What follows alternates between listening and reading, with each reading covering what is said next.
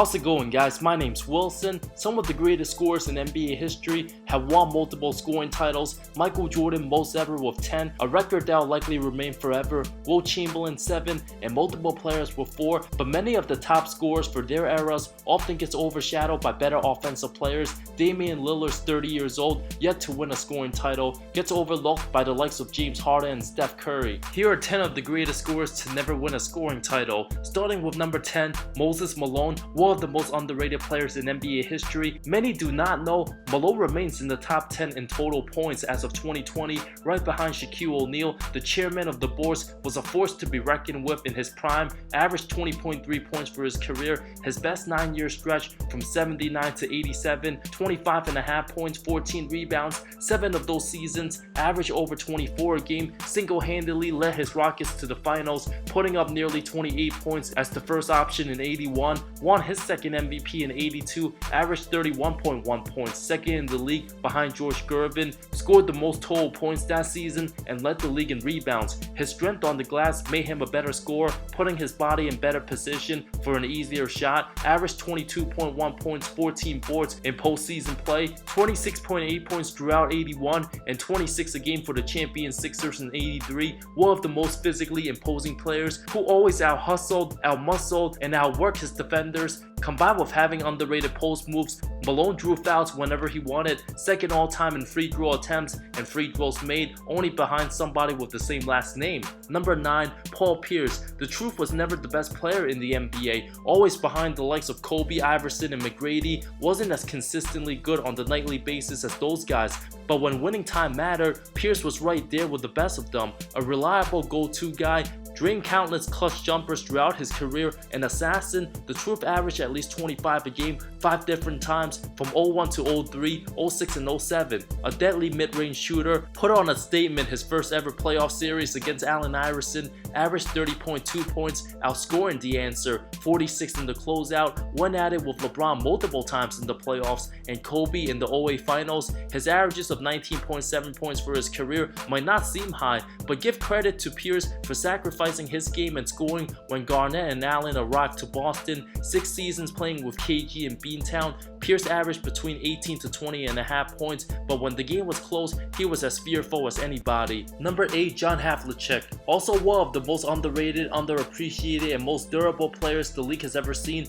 Hondo has over 26,000 career points, the first NBA player to score at least 1,000 points in 16 straight seasons, most remembered for his all-around game on both ends, just as effective, his motor and stamina second to none, averaged 20.8 points for his career, put up nearly 29 a game in the 71 season, second behind Kareem Abdul-Jabbar, 27.5 points in 72, even had a 54-point outburst in the 73 playoffs against the Hawks, stepped up when needed most, never tried to jack up shots, but always played within the flow of the game, didn't need to score that much as a 6th man in the 60s with a loaded roster. The best player on the 69 title team, averaged 29 those finals, also put up over 25 a game in 5 postseasons. His ability to perform in the clutch gets overlooked. When you ask typical fans, who's the Celtics all-time leading scorer, most would say Larry Bird or Paul Pierce, but the answer is John Havlicek. Make sure they don't forget that. Number 7, Julius Erving. The doctor won 3 ABA scoring titles, didn't play in the NBA until 26 years old, has over 30,000 professional career points. Perhaps if he played his entire career with the NBA, would have won a scoring title.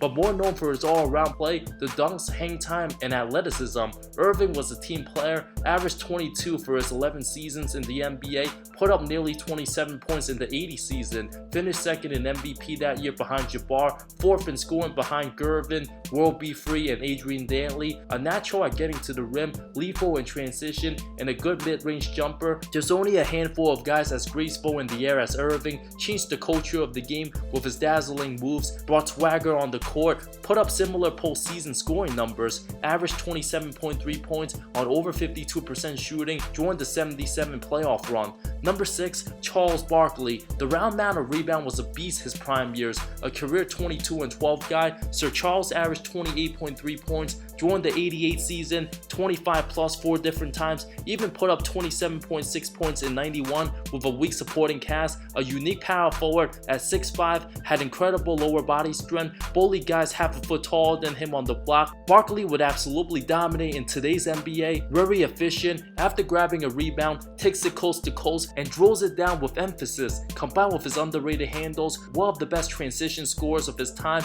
led the league in 2-point field goal percentage 5 different times, shot over 54% for his career, the leading scorer on the Dream team. Just let that sink in for a moment. Despite never winning a championship, Barkley had some memorable playoff moments as well, put up 25 plus 5 different postseasons, even had a 56-point clinching win against Golden State during the 94 playoffs, had a 44 and 24 outing in Game 7 against the Sonics to help his Suns reach the finals. Also considered an amazing all-around player, Barkley gets overshadowed playing in the same era as Jordan, but one of the most beloved figures in sports television. Number 5, Dirk Nowitzki. One of the few players to ever score over 31,000 career points, his longevity and consistency year in and year out paved the way for many European players following his footsteps. The best 7-foot shooter the game has ever seen, courtesy of his one-legged fadeaways. Nobody could block his shot. With a high release, can get to the basket and finish. Shot over 47% from the field, 38 from 3, 88 from the line for his career. The 14-time All-Star, averaged 25 plus 5 different times, 26.6 his highest in the 06 season,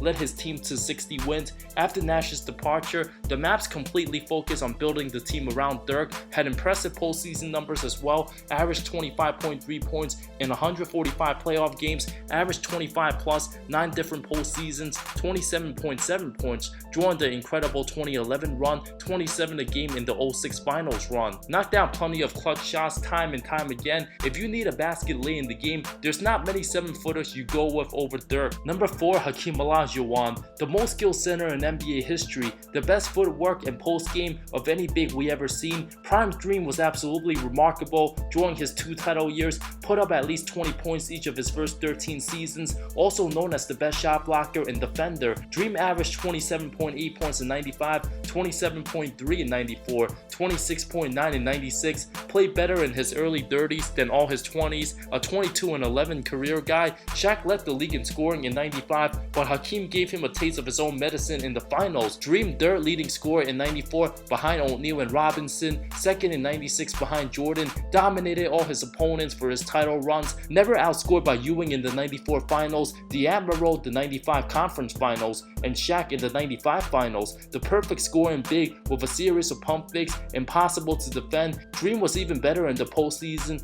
averaged 29 a game in 94, 33 in 95, the toughest path to ever winning a championship, put up 25 plus in 7 different postseasons, averaged 27 and 12 in 20 games for the 86 finals team. As a sophomore, his spin moves absolutely breathtaking to watch, great handles, too quick for anybody his size. Hakeem destroyed every center in the 90s, clearly showed who was the best big. Number 3, Larry Bird, a career 24.3 point scorer, Larry legend, one of the most clutch players all time, amazing for 10 of his 13 seasons, had one of the best shooting strokes, could shoot it with his eyes closed if he wanted to, attacked the rim with force, shot nearly 50% from the field for his career, over 88 from the line, would be one of the best outside shooters in today's game, even with a hand in his face. More known as an all-around player, Bird made every one of his teammates better, only averaged 21 his first few seasons, but his impact and value to the team way better than anything indicated in the box scores, averaged as much as 29.9 points during the 88 season, had 2 other years scoring 28 plus, could have led the league in scoring if he wanted to, but his team was so loaded. The MVP finished second in points per game behind Bernard King in 85, averaged 26.7 points between the 84 to 87 playoffs, made the finals each one of those years. After teammate Kevin McHale had a career high, Bird said he'll break that record easily. 9 days later, dropped 60, put up an absolute clinic, even the other team cheered him on. Many times, he didn't even need to play in the 4th quarter after a huge performance, would also tell his opponents how he was gonna score on them before even happening. Bird's trash talk as good as his game. Number 2, Karl Malone. It's remarkable, the second all-time leading scorer in NBA history never won a scoring title, only because he played in the same era as Michael Jordan. Malone, the definition of durability, longevity, and consistency, averaged over 25 12 different times. His best scoring year, 1990, averaged 31 a game on over 56% shooting. The season before and after, averaged 29 a game. The only time Karl didn't average over 20, his rookie season and his final season. The pick and roll with John Stockton created an unstoppable combo. Malone can always finish at the rim or square up for a mid-range jumper, beat defenders one-on-one with his unstoppable turnaround J's. Had 9 seasons where his points per game numbers higher than any of Dirk Nowitzki's seasons. Finished second in scoring 5 different times, every one of them behind Jordan. Made the playoffs every year of his career, 12 outings of putting up over 25 a game in the postseason. Because he never won a championship, Malone doesn't get talked about much. His defense and passing were very underrated parts of his game, aged as well as any power forward the game has ever seen. Number 1, Elgin Baylor. Because he played in the same era as Wilt Chamberlain, the 6'5" small forward never won a scoring title, averaged 27.4 points, third all time, 8 seasons of averaging 25 plus, narrowly missing it for 2 seasons, averaged an incredible 38 points during the 62 campaign, had military duties, that's why he only played 48 games, overshadowed by Wilt Chamberlain's 50 point a game season. Best remembered for his 61 point game 5 during the 62 finals. Baylor averaged 30 plus 4 different postseasons,